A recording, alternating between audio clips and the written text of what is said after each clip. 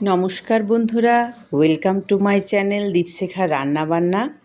তো আমি আজকে আবার একটা নতুন রান্না করব। সেই রান্নাটা হলো মাংসের ঘুগনি।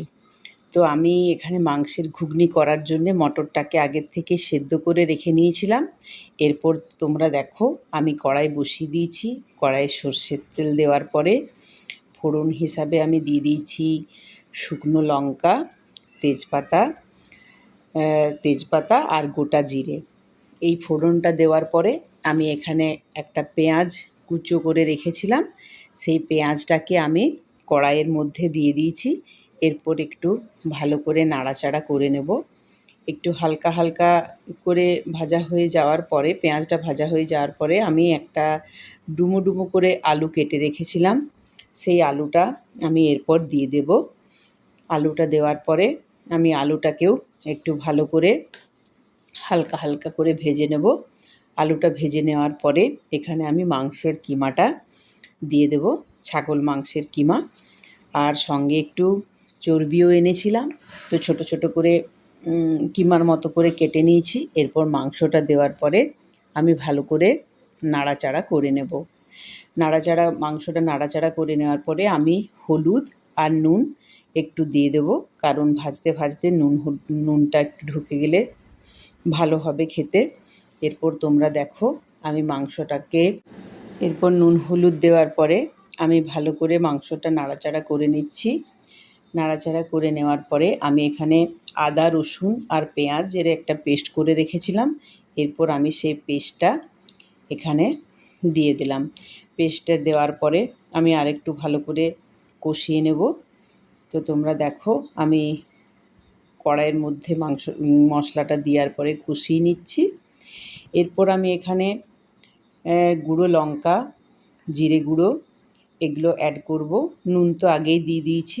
এরপর সবাই যে যার মতো করে টেস্ট করে নিতে পারো। একটু হালকা চিনি দিলেও ক্ষতি নেই, কেউ যদি মিষ্টি একটু পছন্দ করো দিতেই পারো। তো দেখো আমি মশলাটা দেওয়ার পরে আর একটু ভালো করে বেশ মিশিয়ে নিচ্ছি। মিশিয়ে নেওয়ার পরে আমি এখানে আবার 3টে মশলা অ্যাড করব, যেহেতু মাংসের ঘুগনি তাই আমি এখানে একটু মিট মশলা দেব। তো আমি এখানে মিট মশলা, গরম মশলা আর দিয়ে দেব কাশ্মীরি লঙ্কার গুঁড়ো। তো ওই 3টে মশলা দেওয়ার পরে আমি আরেকটু ভালো করে কষিয়ে নেব।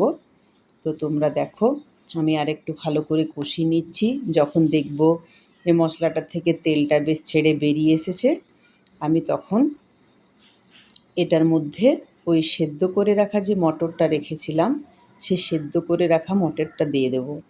তো বন্ধুরা তোমরা দেখো আমি ভালো করে কষিয়ে নিচ্ছি।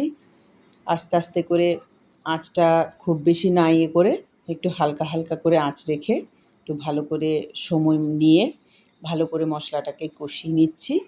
তো তোমরা দেখো আমার কষিয়ে নেওয়ার পরে আমি ওই সেদ্ধ করে রাখা মটরটা এর মধ্যে দিয়ে দিলাম। এরপর তোমরা দেখো ওই মটরটাকেও ভালো করে ওই গ্রেভির সঙ্গে, মশলার সঙ্গে ভালো করে মিশিয়ে নিচ্ছি। তো এই দেখো আমি এইভাবে মটরটাকে ভালো করে মিশিয়ে নিচ্ছি। এরপরে আরও কিছুক্ষণ মশলাটাকে কষিয়ে নেওয়ার পরে আমি এখানে জল দিয়ে দেব। মটরটা তো সেদ্ধ হয়ে আছে, একটু ফুটলেই রান্নাটা প্রায় হয়েই যাবে। তো দেখো এইভাবে আস্তে আস্তে করে আমি বেশ কষিয়ে নিচ্ছি। রান্না প্রায় আমার শেষের দিকেই, আর কিছু উপকরণ এখানে দেওয়ার নেই, সব কিছু উপকরণই দেওয়া হয়ে গেছে। একটু ভালো করে কষিয়ে নেওয়ার পরে আমি এখানে জল দিয়ে দেব। তো তোমরা দেখো আমি ভালো করে কষিয়ে নিচ্ছি। তো এই দেখো মটর প্রায় কষানো শেষের দিকে। তো আমি এরপর জলটা আমি দিয়ে দিলাম। জল দিয়েই আমার প্রায় রান্নাটা শেষের দিকে হয়ে গেল। তো তোমাদের যদি আমার রান্নাটা ভালো লেগে থাকে তো please like, comment, share and subscribe.